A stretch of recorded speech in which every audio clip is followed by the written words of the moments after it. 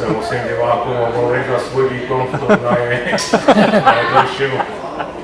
Absolutně netuším, proč se tohle stalo. Přijel jsem na turnaj v podstatě v největší pohodě za dlouhou dobu, no ale nakonec během té čtvrté remízy, když se mi stále nedařilo vyhrát, tak už jsem se z toho sesypal a už jsem nemohl hrát v podstatě.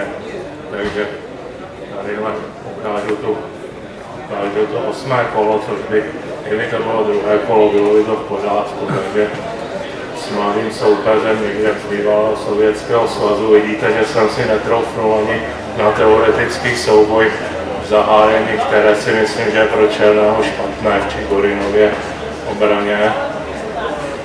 No tady jezdec F3, dobře, střelec G7, střelec E2, D6, rošáda. Tady myšlenka bílého, tedy pokud se dá hovořit o myšlence, je v tom, že on odkládá tak D2, D4, kdyby černý vyvíjel figury podle schématu jezdec E7, rošáda, s tím, že jen si to představme, rošáda s tím, že na D4 pak postaví střelce na G4, vymění jezdec F5, bude bodovat to pole D4. Takže myšlenka bílého je v tom, že on tak D2, D4 odloží a hraje třeba nejdřív B1, B4 a černý nebude mít užitečné tahy. A až potom přijde F7, F5, tak teprve bílý hraje D2, D4. To je plán, co se mi osvědčil za černé figury s Robertem Esem ve Philadelphii 2008. No ale k tomu nedošlo, Souber zahrál jezdec F6, já jsem najednou nevěděl, co mám dělat. To je jedna z logické tahy, tohle mě zaskočilo. Se zdá, že černý má jakoby 2 tempa méně ve variantě Sicilské, která je i tak bezproblémová. Na tu druhou stranu ovšem ono někdy je to tak, že výstavba, která je dobrá v obraně, ani z tempy navíc nemusí dát výhodu. Zbere D5, zde zbere D3, rošáda, jinak ještě po jezde zbere C3, D bere C3, E4, D bere E4, dáma bere D1,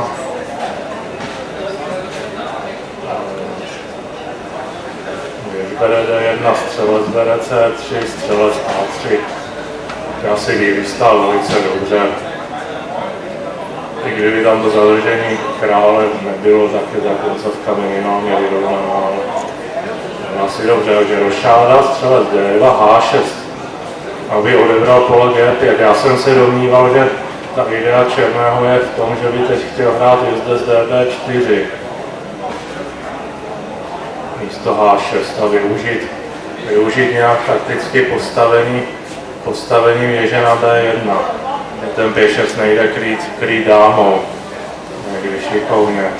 A obo jezdec E1, střelec F5, vyvolat E2, E4, což ani to by nemuselo být špatné, ale já jsem chtěl hrát na jezdec B4, jsem chtěl zahrát A3, jezdec bere D3, dáma C2, jezdec C5, to je vynuceno, a B4 s celkem pěknou kompenzací do pěšce. Nevím, jestli je to správný postup v té pozici, ale takhle jsem chtěl hrát, to se nestalo. A6, A3, král A7, dáma C2, F5, tady černý toho moc nemůže. B4, A6, šef C1. Teď jsem viděl, že stojím jasně líp, ale zase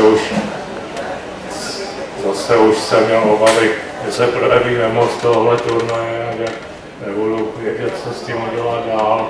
Jestli tam někde vytvořit nějakou blokádu, kterou si zatím neumím představit, třeba na poli B5 a bude to vyhrát, nebo to je docela strach. A4, střelec E6, A5. Já jenom tak asi předpokládám, že tady vyskočí na 4. Ano, jezdec A4 asi. No já vlastně nevím, co vyhrál, ale nic lepšího než A5 tam asi nebylo. No ale jezdec A4 pravděpodobně. A4, jezdec E1, to je... Takže ukážeme jenom asi se to tebe myšlenka. Ano, myšlenka je podána D4 střelec F5. S tím braním to že bílý nebere a hraje jezdec E1, to je takový, to je známý postup zase ze ševeringenské varianty za opačnou stranu, takže zvláštního sice C3, střelec bere C3, dáma bere C3, právě teď jsem nechtěl hrát na C3 střelcem, možná to bylo přirozenější, já jsem se bál, že mi nějak postaví jezdce na A7, C6 postaví jezdce na D5 a už se tam znášel nějak přízrak nějaké neprolomitelné pevnosti zase, takže to jsem si tentokrát nedovolil.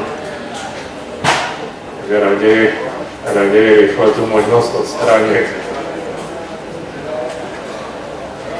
Teď tady asi byly za bílého lepší tahy.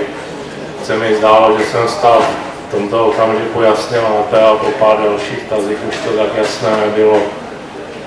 A nevím, to je na další analýzu.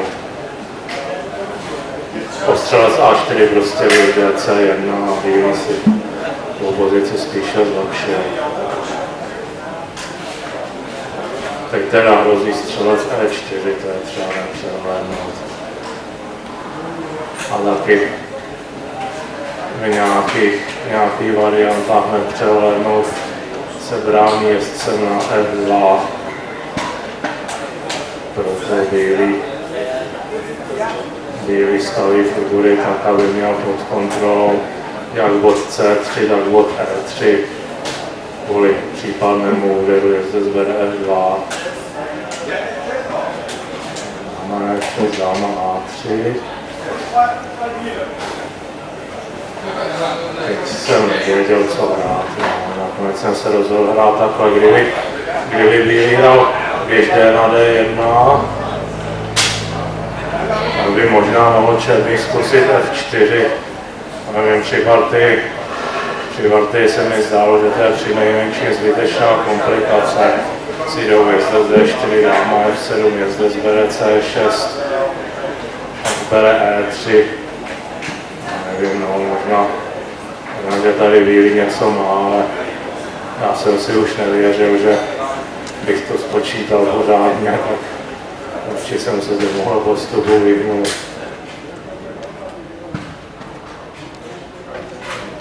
Teď asi ouževnatější bylo věž D6.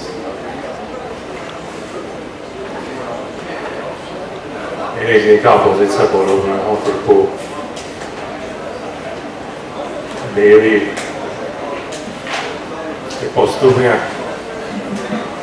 teď už černý měl navíc málo času, bílý postupně zvětšuje svou poziční výhodu.